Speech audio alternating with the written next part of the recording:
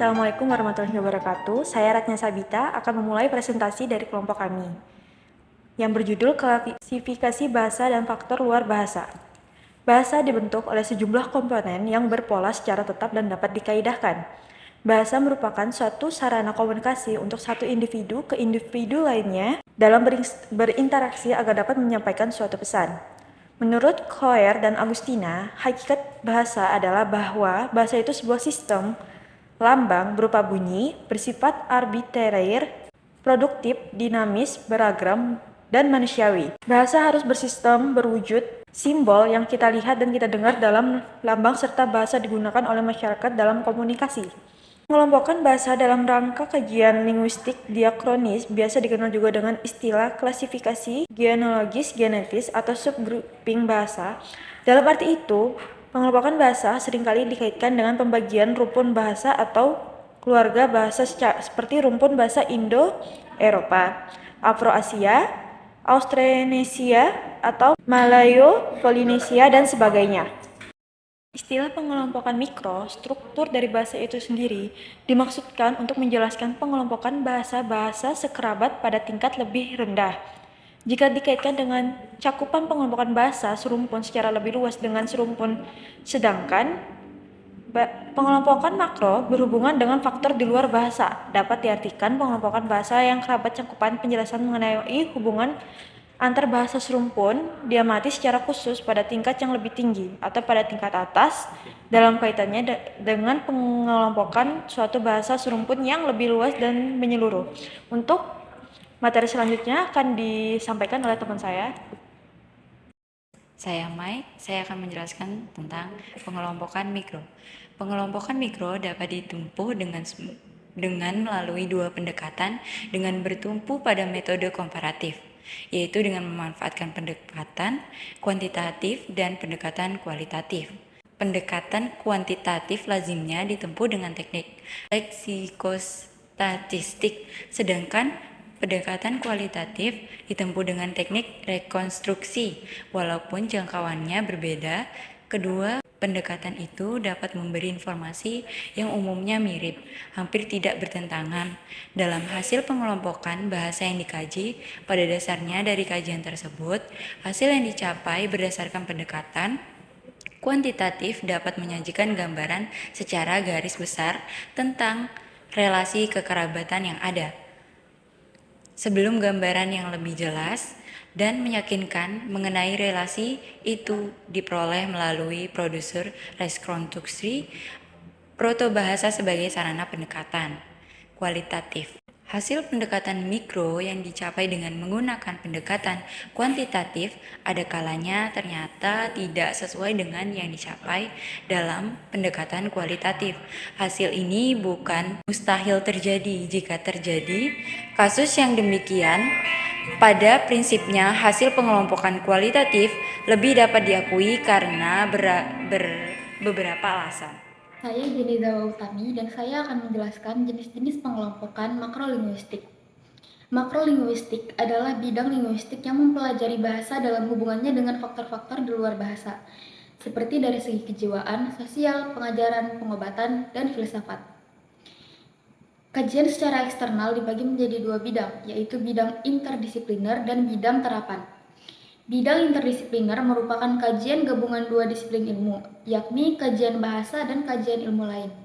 Yang termasuk dalam bidang interdisipliner adalah yang pertama, fonetik. Fonetik adalah cabang linguistik yang menyelidiki produksi, penyampaian, dan penerimaan bunyi bahasa, yaitu bunyi-bunyi yang dihasilkan alat-alat ucapan yang terdapat dalam rongga mulut dan yang digunakan untuk melambangkan makna. Yang kedua adalah stilistika. Stilistika merupakan cabang ilmu linguistik yang memfokuskan diri pada analisis gaya bahasa. Stilistika cenderung melakukan kajian bahasa tulis termasuk karya sastra.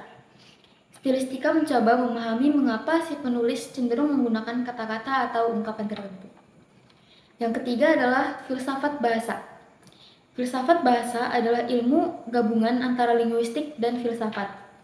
Ilmu ini menyelidiki kodrat dan kedudukan bahasa sebagai kegiatan manusia serta dasar-dasar konseptual dan teoretis linguistik. Yang keempat, psikolinguistik. Dari berbagai teori dari para ahli, dapat dipahami bahwa psikolinguistik membahas tentang bagaimana orang mempergunakan bahasa sebagai sebuah sistem dan bagaimana orang dapat memperoleh bahasa tersebut sehingga dapat digunakan untuk berkomunikasi. Yang kelima adalah sosiolinguistik. Sosiolinguistik adalah kajian interdisipliner yang mempelajari pengaruh budaya terhadap cara suatu bahasa digunakan. Yang keenam adalah etnolinguistik. Etnolinguistik merupakan cabang linguistik yang menyelidiki hubungan antara bahasa dan masyarakat pedesaan atau masyarakat yang belum memiliki tulisan. Yang ketujuh adalah filologi. Tugas filologi adalah untuk memurnikan teks dengan mengadakan kritik terhadap teks. Dan tujuan kritik teks ialah menghasilkan suatu teks yang paling mendekati aslinya. Teks yang sudah dibersihkan dari kesalahan-kesalahan dan telah tersusun kembali seperti semula merupakan teks yang dapat dipertanggungjawabkan sebagai sumber untuk kepentingan berbagai penelitian dalam bidang-bidang ilmu lain. Ya, kali ini saya akan melanjutkan presentasi dari Jenny. 8. Semiotika. Semiotika adalah ilmu tanda. Istilah ini berasal dari kata Yunani semeion, yang berarti tanda. Tanda terdapat di mana-mana. Kata adalah tanda. Demikian pula gerak isyarat, lampu lalu lintas, bendera, dan sebagainya. 9. Epigrafi. Epigrafi adalah ilmu mengenai tulisan kuno yang dituliskan pada benda budaya yang berisikan angka maupun tulisan. Umumnya benda budaya yang dimaksud adalah prasasti, baik batu, logam maupun tulang ataupun pada dinding bangunan kuno, nisan dan artefak lain. 10. Antropolinguistik. Antropolinguistik adalah cabang linguistik yang menaruh perhatian pada pemakaian bahasa dalam konteks sosial dan budaya yang luas. Peran dalam bahasa dalam mengembangkan dan mempertahankan aktivitas budaya serta struktur sosial.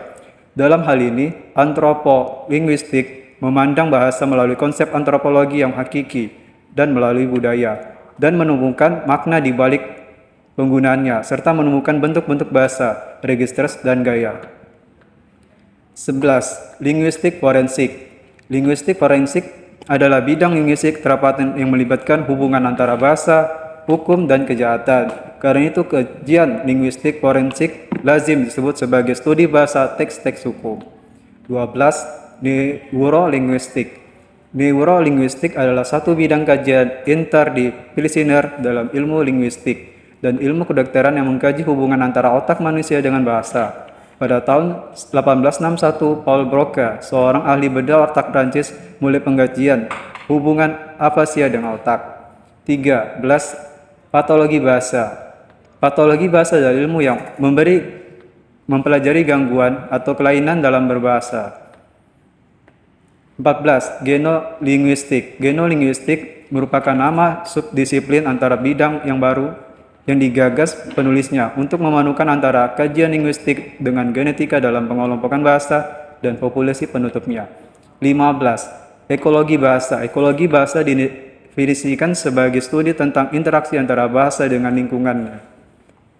Lingkungan bahasa dalam pengertian ini menyangkut pemakaian kode bahasa sebagai sebuah tanda yang digunakan sebagai alat komunikasi oleh sebuah masyarakat. Dengan demikian, keterkaitan antara lingkungan dengan bahasa dapat diartikan sebagai penggunaan bahasa di lingkungan komunitas penggunanya yang meliputi antara alam dan sosial budayanya. Saya Fathia Darwan Putri. Di sini saya akan memaparkan jenis-jenis pengelompokan mikrolinguistik. Pertama, kita akan ke pengertian mikrolinguistik tersebut. Mikrolinguistik membidangi pengkajian pada struktural internal suatu bahasa. Sejalan dengan adanya subsistem bahasa, maka dalam mikrolinguistik terdapat 5 subdisiplin, yaitu ada morfologi, fonologi, leksikologi, sintaksis, dan semantik. Di sini saya akan menjelaskan morfologi, fonologi, dan leksikologi. Morfologi ialah suatu cabang linguistik yang menyelidiki asal-muasal struktur internal kata dan berpengaruh pada perubahan struktur tersebut terhadap arti dan golongan kata. Struktur internal terdiri dari satuan-satuan gramatik terkecil yang biasanya disebut oleh morfem. Oleh karena itu, objek kajian terkecil dalam morfologi biasanya disebut oleh morfem. Next, di sini saya akan menjelaskan tentang fonologi. Berdasarkan dari kata asal katanya, fonologi berasal dari kata phon yang berarti bunyi dan logos berarti ilmu. Maka dengan demikian fonologi yaitu ilmu yang berkaitan dengan tentang bunyi bahasa.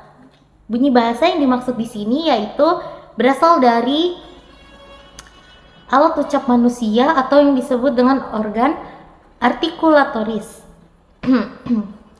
Next, di sini saya akan menjelaskan apakah leksikologi. Leksikologi berasal dari bahasa Inggris yaitu leksikologi. Leksikon yaitu pembendaraan kata dan logi yang berarti ilmu.